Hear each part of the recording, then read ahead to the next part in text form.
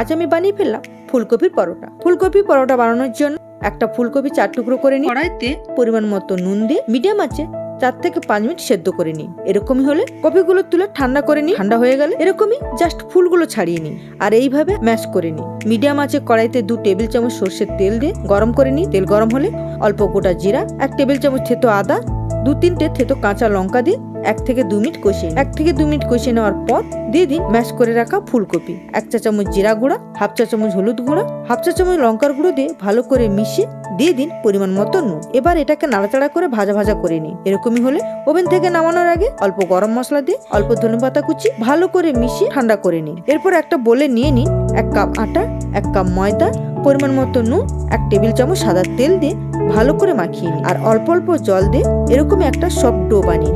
এবার এই ডো থেকে এরকমই বড় বড় লেচি করে নিন আর এরকমই একটা বাটি শেপ করে নিয়ে ফুলকপির পুর দিয়ে দিন আর এইভাবে করে নিন। লেচি এইভাবে বেলে নিন। আঁচটা মিডিয়ামে রেখে পরোটা এপিট ওপিট ভালো করে ভেজে নিন।